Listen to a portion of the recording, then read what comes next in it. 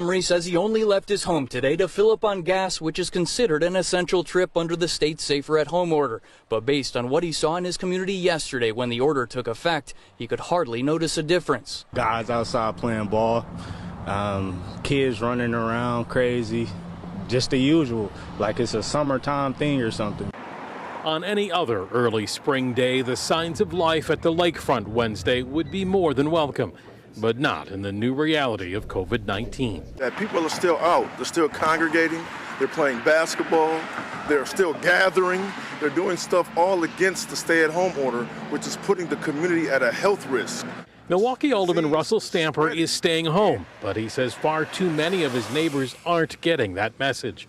He says there especially seems to be an indifference in the under 30 crowd. You think that's part of it, that there's just the sense like, well, even if I get sick, yeah, you know, I'm not going to die from it. I do, Nick, and I think that's part of not taking this serious. So multiple African-American men have died.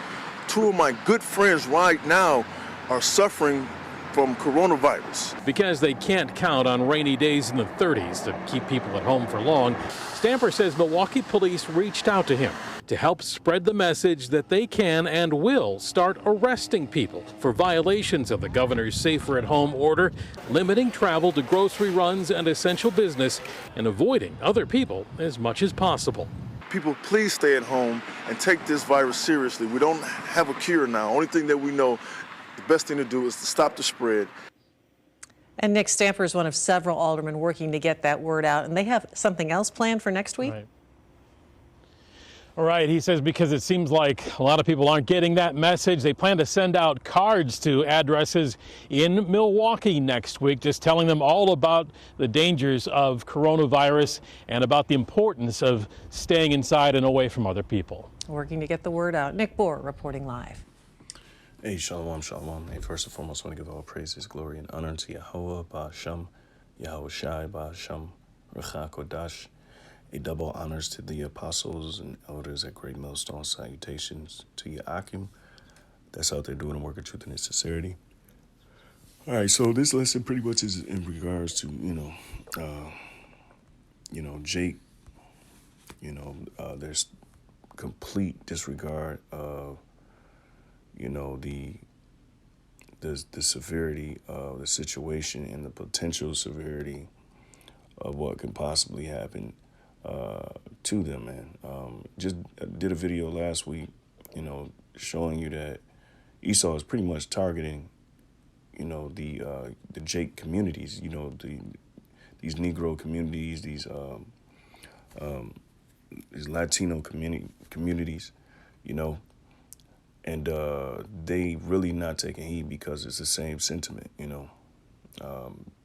they disregarding authority, especially here in the city, man.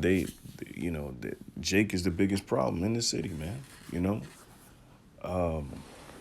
and I speak for Milwaukee, but I'm sure it's the same, throughout the United States that, one of the biggest things up here is, man, Jake don't, Jake be crashing their cars on a daily basis. Like, Jake is really, a problem within the city, man. They shooting each other. They're just doing all type of things, man. They crashed in a cop car. They killed, there's been a few instances where they killed, a few cops, but it just show you the lawlessness among Jake. And, I rarely go out, but when I go to the grocery store, you still, feel that same spirit on Jake, and, the Lord is about to cut them off, man, because they're nothing but a gainsaying, rebellious nation, man, and they don't even understand the time. So, this video is just to show you, man, like, there's nothing new under the sun, and the same things that happened in the ancient world, they're gonna happen far worse than what happened then, And for the most part, the brothers that's in the know, this is nothing but pretty much a conclusion of what, their sins. The conclusion to the whole matter, the sins that they have done in the ancient world, pretty much catching up to them. you know, or have caught up to them. And they're going to live out their judgment. You know, 2/3 of the nation of Israel, as the scriptures say, you know, 2 parts therein shall be cut off, you know. And that's 66.6% of the nation of Israel, you know. And it's well earned, man. When you look at Jake, man, they continue to do whatever the hell they want, you know. And you know, some might think it's extreme, but it's not extreme. What's extreme is the disregard, you know, of the Heavenly Father. You know, these Jakes disregarding, you know, the prophets of the Lord, because we are out there. Everybody in the city know who we are. Everybody in America know. If they don't know, well, they should know, you know, because we're out there in the gates, you know. We're not hiding in no building. So the Lord is getting fed up, man. There's a judgment show started at his house, you know, and you know, and of course, you know, he's going to start wiping Jake out, man, you know. But this is Jeremiah 15:1, you know, just to show you some history, okay, and what the Lord said. All right, it says, "Then said the Lord Yahweh unto me, though Moses and Samuel stood before me, yet my mind could not be toward this people." You see, these 2 honorable men stood before the Lord, you know, and served the Lord, and were faithful men, you know, faithful prophets, you know, faithful leaders. And the Lord still couldn't, you know, deal with Israel, not even on their behalf. All right. How much more now, you know, when you got all men of the Lord set up to teach and to guide, you know. But it's like it says, "Yet my mind could not be toward this people. Cast them out of my sight, and let them go forth." All right. It says, "And it shall come to pass, if they say unto thee, Whither shall we go forth? Then thou shalt tell them, Thus said the Lord Yahweh, such as are for death to death, and such as are for the sword to the sword, and such as are for the famine to the famine, and such as are for the captivity to the captivity." And these things are imminent, especially with the change in this society that we've seen. You know, government has complete control, and they're going to continue to exercise that authority. Okay, things are definitely not going to get better. I hope they don't get better. And it's the perfect time for Esau to continue this, to you know, bring in that new world order, bring in that agenda, you know. I've seen a few articles, Lord willing, if I find them, I can put them in post-production of this lesson. It basically said, you know, that people are going to get jail time, you know, and they're not going to basically get out into the courts, open up. They're talking about wristbands that have RFID technology. I know it's happening in China right now. But it's the same pattern all over the world. But how much more Jake's in these neighborhoods, you know? And that's just one thing I wanted to point out. The continual disregarding, the continual do what thou will spirit among you so-called blacks, Latinos, and Native Americans is going to be addressed. It's going to be dealt with. Yeah, so it's going to be dealt with, man. All right? And it's going to be dealt with in the most harshest ways, man. All right? So it says, "And I will point over them 4 kinds, said the Lord Yahweh, the sword to slay, the dogs to tear, and the fowls of the heaven, and the beasts of the earth to devour and destroy." All right. So these things are coming. All right. "And I will cause them to be removed into all kingdoms of the earth, because Manasseh the son of Hezekiah, king of Judah, for what? For that which he did in Jerusalem." Okay. And just a little history, you know. But it's the same thing, man. But here's the point I wanted to bring out. Jeremiah 15:5. Because I did mention, you know, last week it's obvious that the media is targeting these low-income neighborhoods, the poor, you Latino, and deliberately doing it. They're saying that the virus is more prevalent among, the poverty-stricken neighborhoods. All right.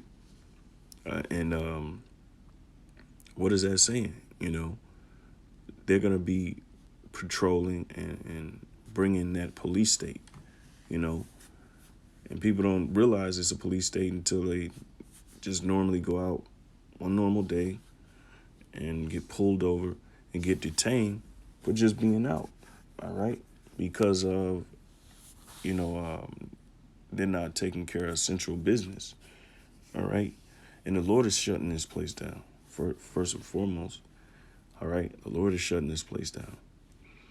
Verse 5, for who shall have pity upon thee, O Jerusalem, or who shall bemoan thee, or who shall go aside to ask how thou doest? And nobody going to care. Esau has already painted the picture that these people are prone to catching that virus, and they're going to want they ain't going to want to be around you, they ain't going to want to see your face. In fact, you got some of these Edomites in the counties that who are super racist. I'll just say it like that, super prejudiced too. Who want to get rid of you, Jakes, man. So the gist of this lesson, man, that Jake don't understand, and they can care less because they're gainsaying, they're stiff-necked people, It says, or who shall bemoan thee, or who shall go aside to ask how thou doest? Thou hast forsaken me, saith the Lord Yahweh. Thou art going backward. Therefore will I stretch out my hand. All right, so thou hast forsaken me, verse 6. Said the Lord Yahweh, thou art going backward. Therefore will I stretch out my hand against thee and destroy thee.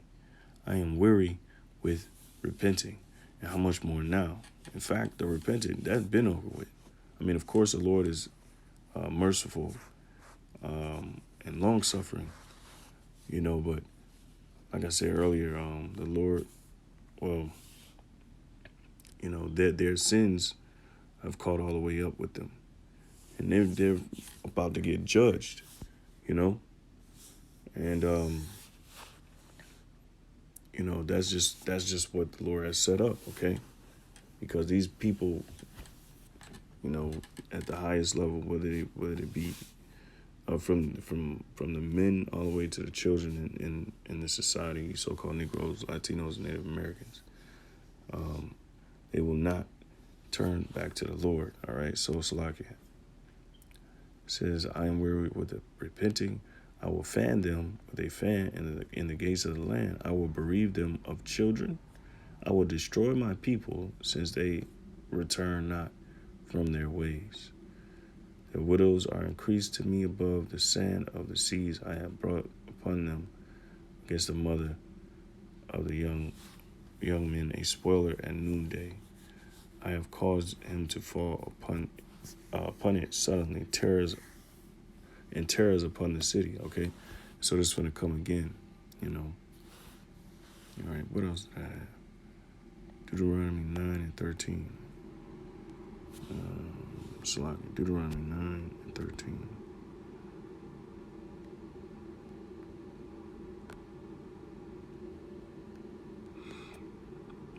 All right. And this is what the Lord Ben said about Israel. And this is one identifier of Israel, that you're an Israelite, You can tell these niggas around here, you can tell they're Israelites, Based on what we read in the scripture, you can tell these people, this is number one identifier, man. Deuteronomy 9 and 13. Furthermore, the Lord Yahweh spake unto me, saying, I have seen this people, and behold, it is a stiff-necked people. All right? Let me alone. This is what the Lord said. Let me alone, that I may destroy them and blot out their name from under heaven. And I will make thee a nation mightier and greater than they. You see? And that's how the Lord feels. How much more now, man? How much more now? What else I got? 2 Ezra 16:19. So Salaki. Second Esdras 16, 19. Behold, famine and plague, tribulation and anguish are sent as scourges for amendments. See, the signs of the times. That's why things are changing. All right, the scourges are changing